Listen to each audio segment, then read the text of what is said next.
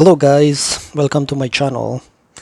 Last time I did a video on this topic, but it was in Amharic, which was my native language. So I figured I would do an English version. And so I do want to mention at the beginning that the this video focuses on the process for people that are able to pay, and then uh, they want to know the process, how to get the visa for F-1 or student visa. So it's not exactly for people who want to get scholarship and stuff like that.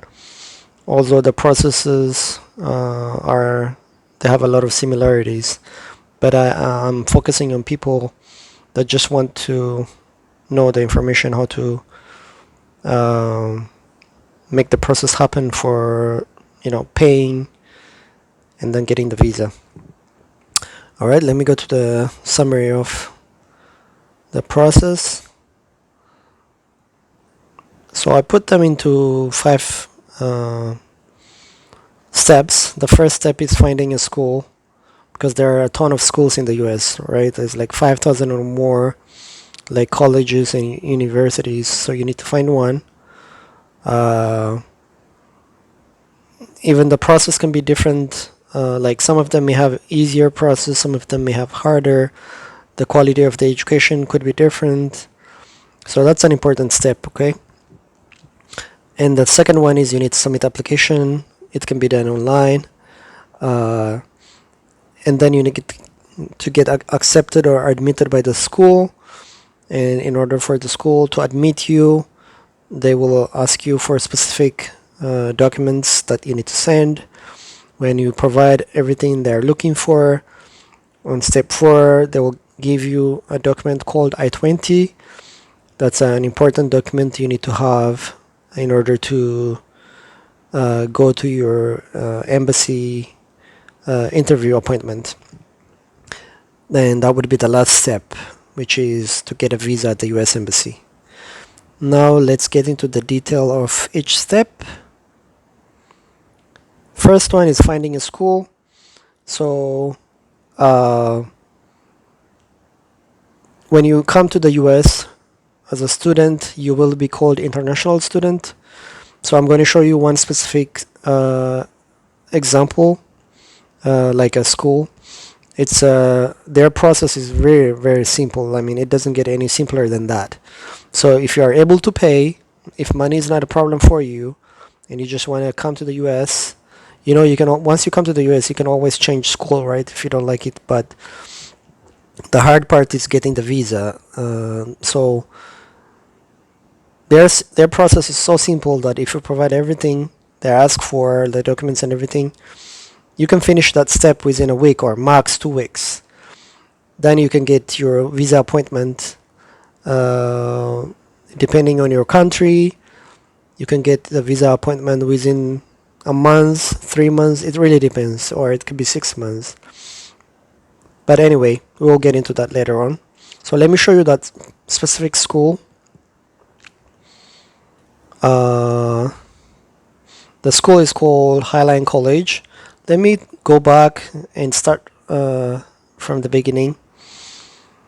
When you first go to the school website, it's called Highline College.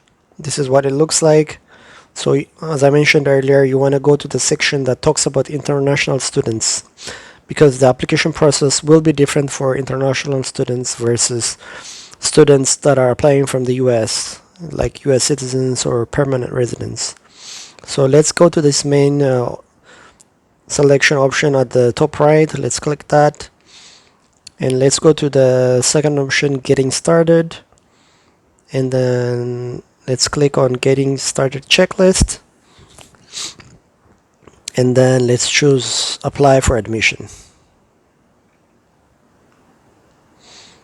So we are at the admission section, and then right here they have a list of student types and application process. So at the bottom they have one for international students. Okay, let's click that international student application link. So this is a section for international students. When you are ready to apply, this is where you come and click the button that says apply now. So here's they have a list of their admission requirements. First one, you need to be 16 or older at the time you start the study. You need to complete application form and provide the required documents. You need to provide English proficiency requirement. I'm looking at the third option on the list. So let me pull out my pen. So I'm looking at here. So we'll come back to this. We'll take a look at the list of English proficiency options. And then you need to pay $54 for your application fee. All right. And if you keep going down, they also give you a list of things you need to have ready first. So you need to have your passport ready, your home address ready, your English proficiency information ready. And then if you keep going, they summarize them into 3 easy steps to apply. The first one is to complete online application form when you are ready. Then once you complete that, second step is to send all documents together in one email to this email address. So you need to provide a scan or photo of your unexpired passport. You need to provide completed consent form. You need to provide proof of English proficiency. I'm gonna click on that link in a second, but let me look at one more thing first. And you also need to provide updated bank statement in order to prove that you will be able to pay the expenses for 1 year. If that pays for you, that sponsor needs to give you their bank statement that shows they have this much money for your education. So for this school, it looks like the cost is 22,360 US dollars for 1 year. So you need to show proof of funds for that much. Okay. So now let's go back and click on that English proficiency section. So here is the English proficiency requirements. There are options, different kinds of tests you can take. You can take TOEFL, but I believe this one you still have to like register for the exam, pay for it. It's a little bit pricey too. I believe it was like 200 or something a couple of years ago. And then you have to go to the appointment location, take the test, and then the testing center will score, and then it will send it to the school. It's a little bit involved process. So I would rather take this test, Duolingo, which is much easier because you can take it at home or on your computer. And I believe it's also cheaper. It's like $50 or less. So you can do that. Or there is even a much easier option if you meet the requirements. Right here at the bottom, they do talk about you can send in a letter from your school if your classes were offered in English. Okay, that's an option. And if that is the case, if you studied in English, then getting the letter from your school is much easier. The letter needs to have the school letterhead and stuff like that. But I think that's much simpler, and you can get it quickly, and it will speed up your process as well. Okay, and then let's see what else. We looked at the cost. We know how much it will cost. We looked at the proficiency requirements. Let's take a look at important dates because there will be some deadlines for applying. Okay, application deadlines and important dates. So if you are applying from outside the US, which will be the case for most people, for winter the deadline was December 8th, so this one is already gone. So if you are interested in applying, the next one is spring 2024 and the deadline is March 1st, so you still have a couple of months for this one, actually more than a couple of months. So there are different options. There's like 4 quarters you can apply to. The next one is spring, or you can apply for this one, or you can apply this one. So there are 4 quarters in this school. And if you get the visa, there are other deadlines as well. Important dates for international students. Earliest US arrival date per US government. Let's say you applied for this one, right? And you get the visa, then you cannot arrive before this date in the US. I believe it's like within 30 days or something like that. That's the earliest you can arrive. Oh, well, yeah, something like that. But anyway, it's important to keep in mind these deadlines. That's it. You can take a look at additional details, okay, in the website. So that's about finding the school we looked at, international students. We looked at submitting application, and there is a $50 fee. And when you apply, you need to submit documents that the school requires. This particular school doesn't actually require you to send in your transcript. It's optional, but they definitely need English proficiency requirements, as we talked about, okay? Then you need to provide copy of your passport and proof of funds, as we talked about.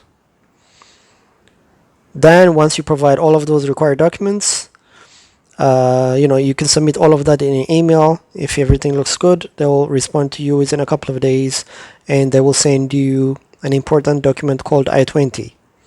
That's the document you need to go to your visa interview at the US Embassy. And let me show you an example of what that I-20 looks like. Here is a sample I-20. It will have information regarding your name, your last name, stuff like that. By the way, the student visa category for the US, it's called F-1. That's what it means, okay? F-1 means student visa.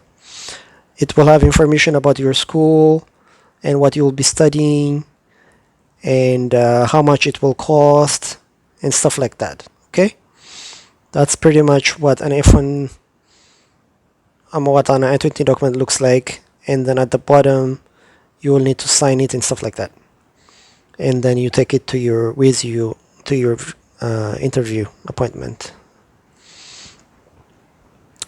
All right. Once you get your I-20, next step is to apply for your visa appointment. The first form is to submit the S-160 form. There is no payment for this one. Let me go and show you where you complete that form.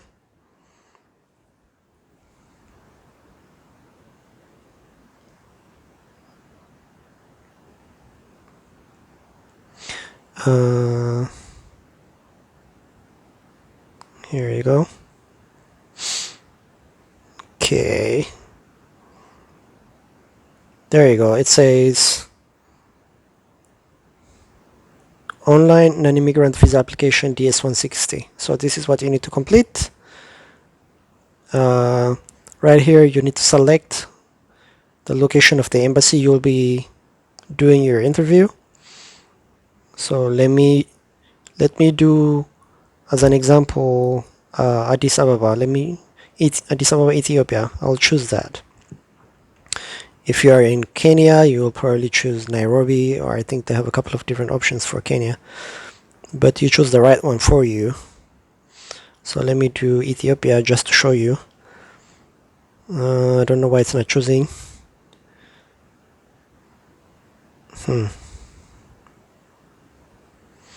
It's supposed to did that to me last time too. Let me refresh it.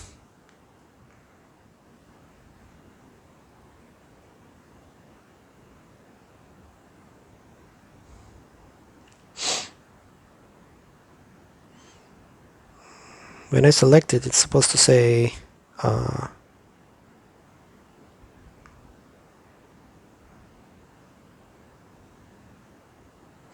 let's start over maybe. Okay, let's do it again.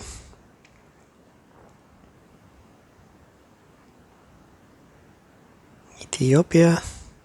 Okay, now it's showing. Then next, we need to type that into right here. So it says AJ for M. AJ for M. Click somewhere on the page on this white space, and then you come down, and then you click here. It says start application. I'll click that. And then it will go to the next page. You click here, you read it, and then after you read, you click agree. And then it will ask you for security question and answer. This is if you need to come back to complete it. That's what it's for. You can choose different questions, but I will leave the default. It says mother's maiden name. I'll just put a random name. I'll just put Betty or something. And then you say continue. You will need to remember it in case you need to come back. Now you have gone into the form. There are different sections that need to be completed. Right here, I'm looking at this list. Okay, the first one is personal information, which is this one. So once you commit the first one, you fill out everything that's required. Then you come down right here and you click next. If you have completed everything correctly, it will go to the next section. If something is missing, it will not let you go to the next one. Okay, but if everything was filled out correctly, then it will go to the next section, which is travel, then travel companion. You keep hitting next, and then it will go to each section until you complete the last one, which is security and background. Okay, and then after the last one, it will give you the option to check and review, and when you submit it, it will give you a confirmation page, and you need to print that page because you have to take it to your interview appointment, and I will show you an example of what that looks like. So this is what it looks like, the confirmation page. It will have your picture, your information, your confirmation number, and stuff. You will have to print this and take with you, okay? Alright, let's go back to the summary of the process. So we looked at this step. Now once you've finished that, next one is to book your appointment for your interview. There will be a payment for this one. This is where the process might be slightly different from location to location. For this one I'm going to show you for the U.S. Embassy at Addis Ababa, Ethiopia. So you will have to check your specific embassy. Let's say you are in Nairobi, Kenya. You have to go to the U.S. Embassy website in Kenya and check which website they want you to go to book your appointment, because it could be a different website. But I'm going to show you for the one in Addis Ababa. I'm sure it will be something similar, or at least the how much you have to pay will be the same. Alright, let me go to that website.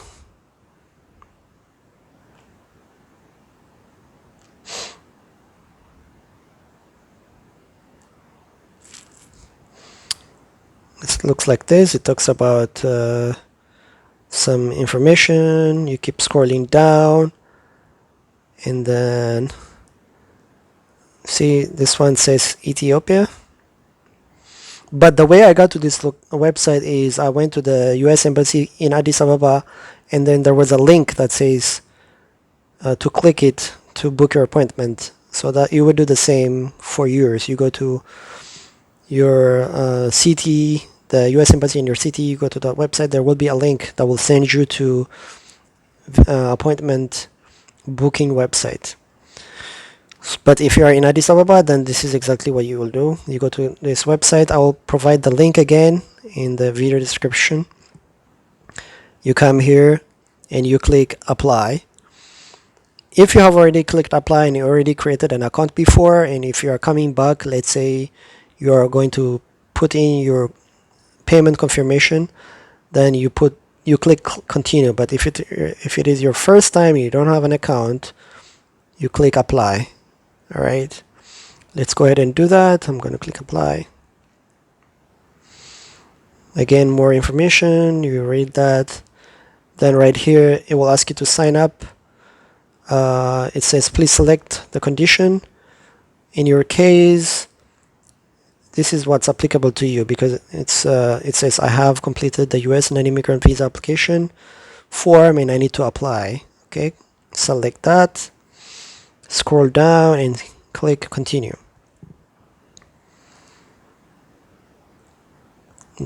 Then you need to provide your name, email, password, blah blah blah. Click these and say create account. Once you create account, you log into that account, and that's where we will be able to book your appointment. For the embassy in Addis Ababa, in the middle of that process, it will tell you which bank you need to go to make your payment for the $185. And then once you make that payment, they will give you a confirmation paper, and on that paper there will be a code.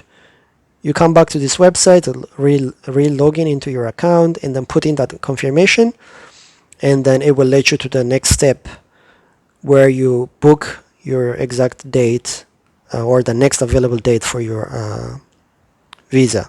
Okay, and the availability for visa appointment interview it really differs from place to place, or even in the same place. Like let's say you check it next week, it could be 2 weeks waiting period, and you come back a few months later, it could be 6 months. It fluctuates so much, but you can always check what the waiting time is. I'll show you where you check that waiting period. Let's go to this. Again, I will provide the link in the video description, but you come in here, it says visa appointment wait times, and then based on your location, it will give you. So I will choose Addis Ababa right here. Alright, so for interview required for students or exchange visitors, here you go, this F-1 visa. The waiting period is only 18 days right now, which is amazing, because a few months ago it was 6 months, but right now it's only 18 days. Amazing. Okay, but if you, let's say, if you are, let's say, in Kenya, let's check what it is for Kenya. I'll choose Nairobi right here. Look at that. For Nairobi, oh my god, the waiting time is 186 days. That's pretty long. But like I said, even in Addis Ababa, when I checked it last time, it was like 3 months. So it fluctuates a lot for some reason. But anyway, you can always check here, and then that's how you figure out which quarter you need to apply to your school.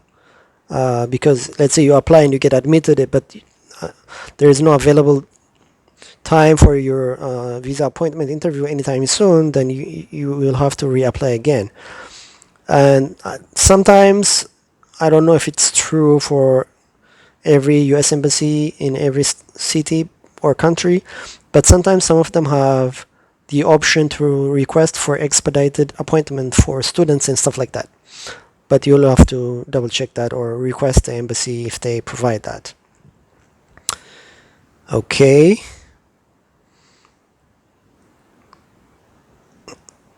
Now we looked at this.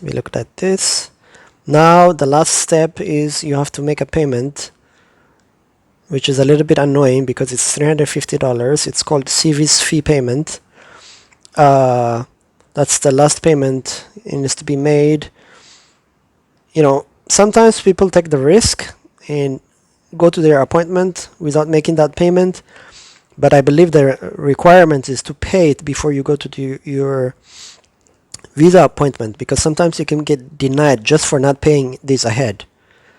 But sometimes I have read that some of the people that interview you, if they're nice, they will go tell you to make the payment and come back. But it's risky not to pay it ahead. Let me show you where you make that payment. Let's see. Here you go. That's the website. I-901 fee. Anyway, this is where you go to make the payment. I'm sure there will be, it says right here, pay 901 fee. You just click that,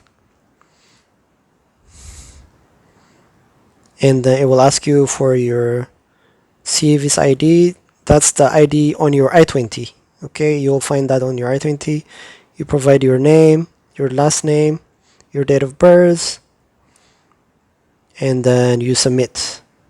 And then on the next step, it will ask you to put in your credit card and stuff like that to make the payment. Okay, that's how you pay that service fee.